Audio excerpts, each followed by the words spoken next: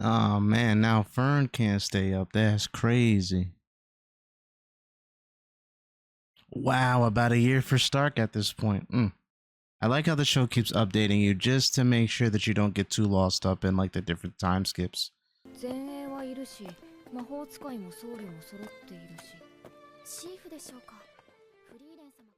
I like how they're always trying to go for like the classical RPG party. A thief would be nice. Brother, brother, I mean, technically, you got an older lady now. I know the kind of older lady he's talking about, though. Maybe they can get another lady for the group. Who knows? Get him a little love interest or something going on.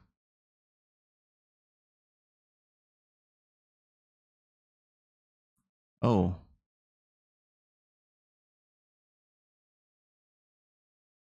Damn, they got like put to sleep or knocked unconscious? This has got to be some sort of spell.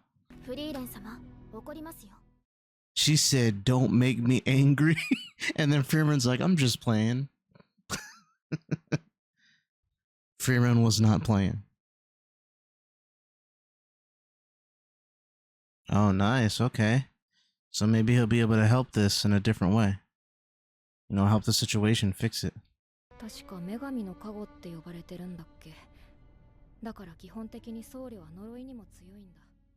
Wow, that's really cool. Again, it's like a class trait, like a buff or something, you know, proficiency, resistances and all that stuff. That's really video game stuff. I love it. Okay, at least you know it's coming from a monster. In close proximity. Oh shit, Stark actually, oh shit. 5 seconds. Damn.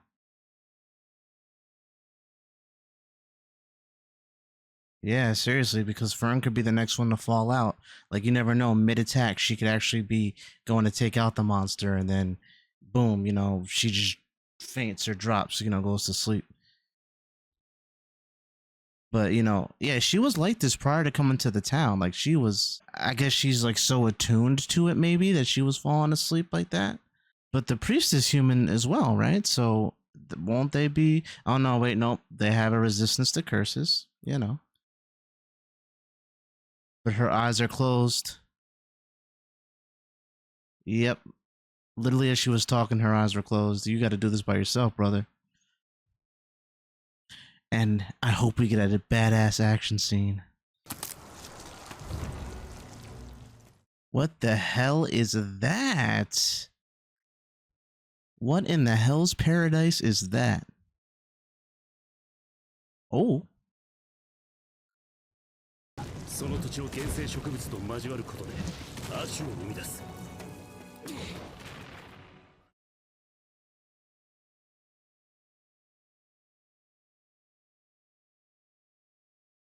As always, the music is going crazy.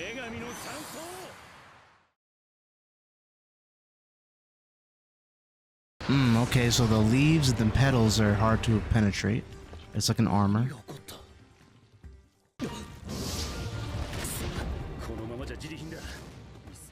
Damn, yo, he's got the moves. He's pretty agile, man. He's dodging.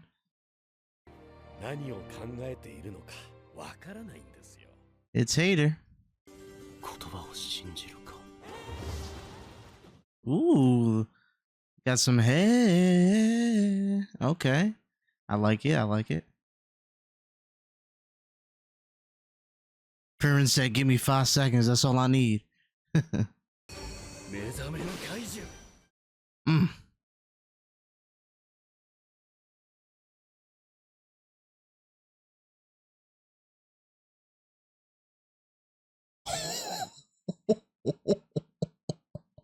Yo, that's all he had to say. Yo, Frieren is crazy, bro. She's a beast.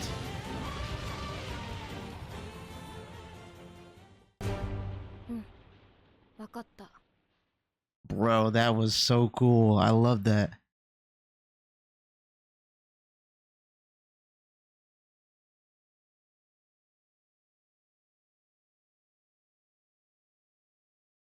Oh, that there. Like I said, maybe he can get a little love interest. Hold on, hold on. Oh, I mean, yeah. Sign did his thing. I ain't gonna lie. Oh, there's her praising. She's got a good boy.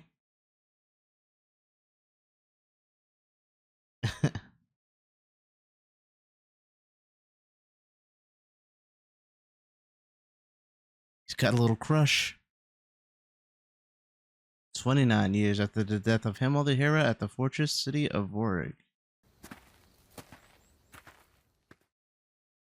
What the hell?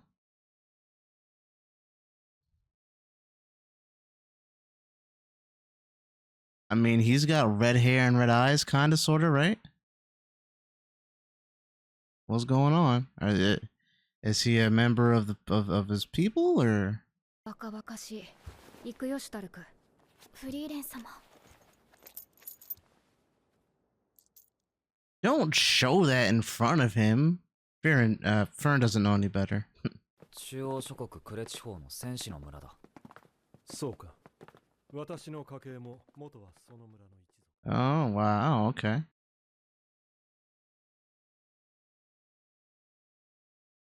Ah, man.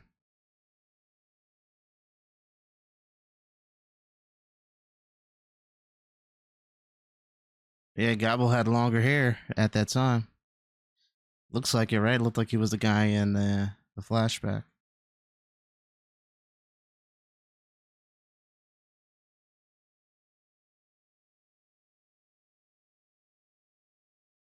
She's like, listen, I need that Gormore. 無理だって。第一、額の傷はどうするんだよ。 Was that Scar from when he was fighting Luna, I think her name was? I didn't even notice that detail if that's what that's from or if he's always had that. I don't remember. But let me know in the comments. Bro. He is tired.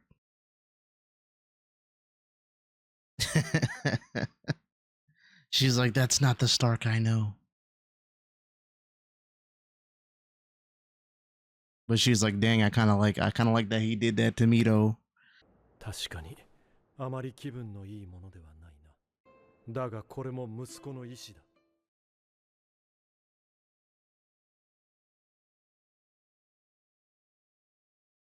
See, literally the same sort of thing. Oh, but he acknowledges his hard work. 私も作法の。Chowing down on 2 donuts at one time is crazy work, Fern.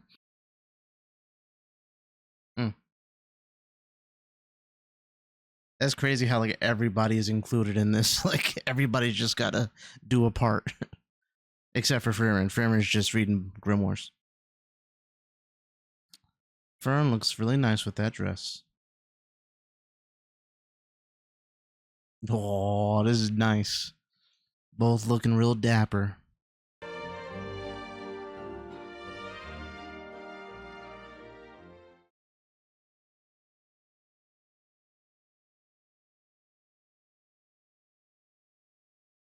Okay, they're killing it though. Hold on.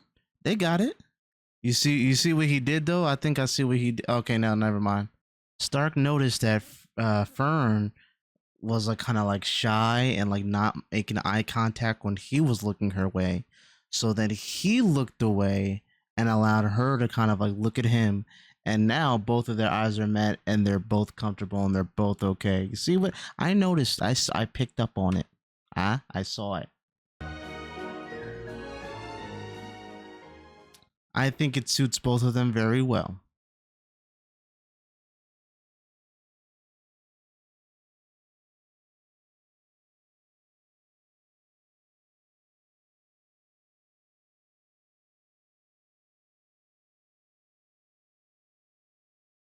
Very good. I'm quite sure that they're putting together CG animation with 2D animation.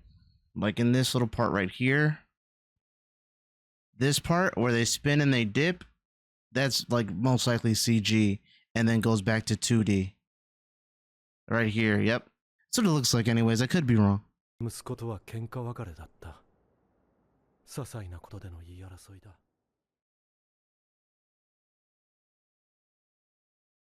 Damn.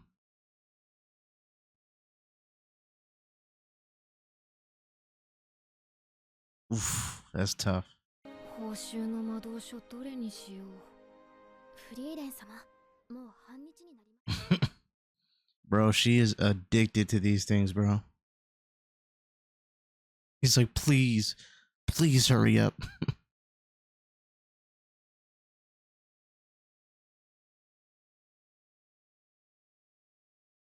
That's very nice. He's like, yeah, he's gonna be all right. All right, guys, that was my reaction to the episode. If you made it this far, leave a like.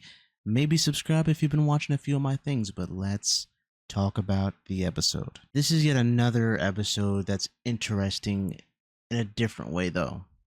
It's interesting because we get to look at two people who have lost loved ones, but they come from two different types of dynamics, right? So we have Stark, who had a father who never really believed in him or felt that he wasn't going to amount to much, didn't really praise him much, didn't really try to nurture any sort of talent that he may have had or try to bring it out of him.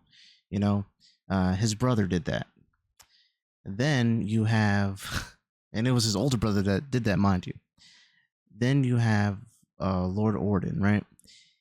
He thought that his son was great, but they got into an argument. He said something that he wished he never said to his son.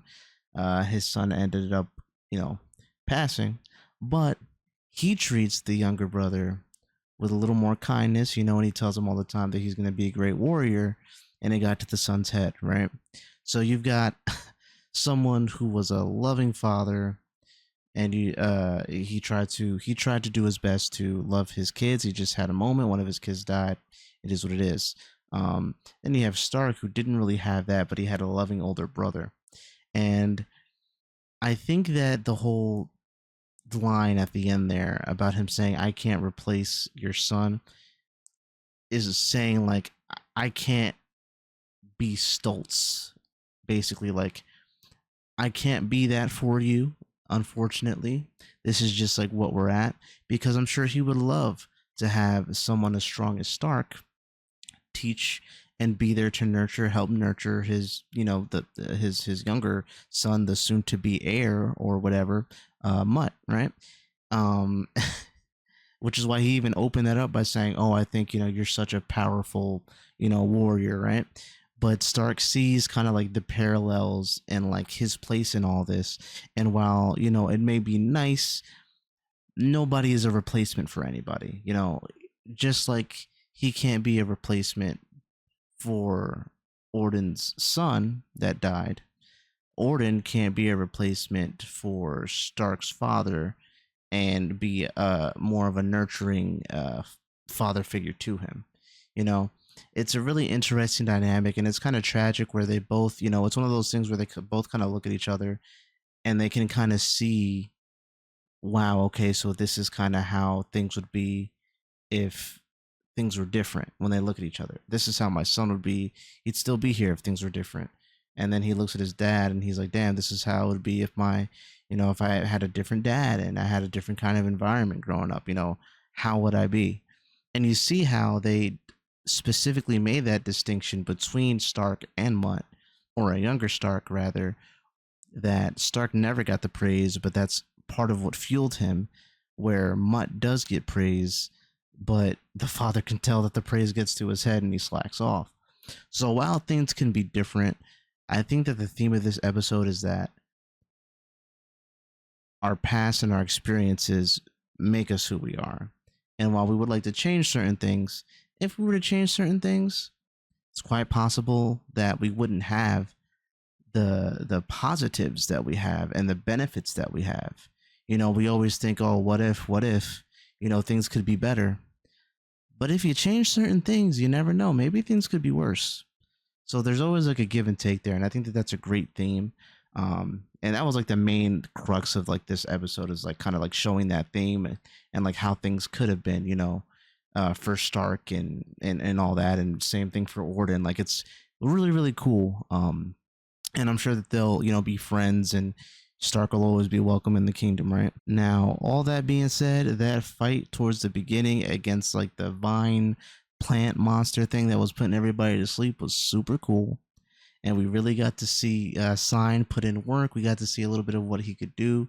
Really, really cool. And I like how he said, oh, like the petals, when he first kind of got into the conflict with the plant, they're like mirrors. And he does these light sort of attacks that like you would see a priest do. And at first, I thought that it was just impenetrable. Well, no, it was reflected off. But if the petals are like mirrors, then the light attacks would be reflected off. Like it would make sense that it's resistant to it. So it's so funny how you have this creature that's got a curse on everybody else, and the priest is resistant to the curse. But the plant is also resistant to the priest's abilities. See how that worked? Very interesting. But yeah, no, just cool fight, cool everything all in all. Music was great, and the way that Frieren just woke up and just one shot it in like a second, badass. We expect nothing less from her at this point. So that was like a lot of fun to see. This whole episode was a lot of fun. Really cool episode. Really makes you think, as all these episodes do. But if there's anything I missed, you guys can let me know. Over here in this area, you will see the next video in the series, and if you don't see that, you will see what YouTube deems the thing that you would like the most. So leave your comments. Have a good morning, afternoon, or night, and I'm gonna see y'all in the next one. Peace.